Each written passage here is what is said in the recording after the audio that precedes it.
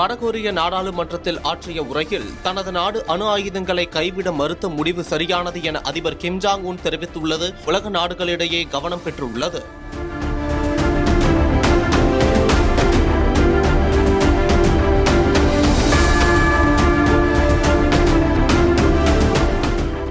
Iran மீதான அமெரிக்காவின் ராணுவ தாக்குதல்கள் அணு ஆயுதங்களை தக்க வைத்துக் கொள்ள வடகொரியா எடுத்த முடிவு சரியானது என்பதை நிரூபிப்பதாக அவர் குறிப்பிட்டார். வடகொரியாவின் அணு ஆயுத நாடு என்ற அந்தஸ்து இனி மாற்ற முடியாதது என்றும் அவர் திட்டவட்டமாக தெரிவித்தார். அணு ஆயுதங்களை கைவிடுவதற்கு பதிலாக வழங்கப்படும் பொருளாதார சலுகைகளை ஏற்க முடியாது எனவும், அணு ஆயுதங்களே நாட்டின் பாதுகாப்பு மற்றும் இறையாண்மைக்கு உண்மையான உத்தரவாதம் என்றும் அவர் பேசினார். தென்கொரியாவை தனது நாட்டின் மிகவும் விரோதமான நாடு என்று அவர் அதிகாரப்பூர்வமாக அறிவித்தார். மேலும் அமெரிக்காவின் அழுத்தங்களுக்கும் இனிமையான பேச்சுகளுக்கும் மயங்காமல் அணு ஆயுதங்களை தொடர்ந்து தயாரிப்பதே நாட்டின் வளர்ச்சிக்கு சரியான வழி என்று அவர் தனது உரையில் வலியுறுத்தியுள்ளார்.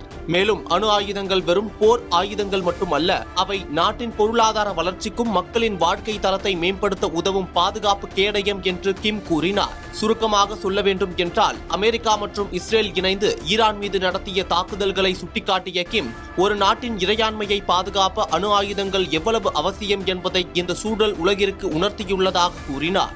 2026ஆம் ஆண்டிற்கான நாட்டின் மொத்த செலவில் 15.8% பாதுகாப்புத்துறைக்கு வடகொரியா ஒதுக்கியுள்ளதாக கூறப்படுகிறது. தற்போது நடைபெற்று வரும் போருக்கு இடையே வடகொரியா அதிபரின் இந்த பேச்சு கவனம் பெற்று வருகிறது.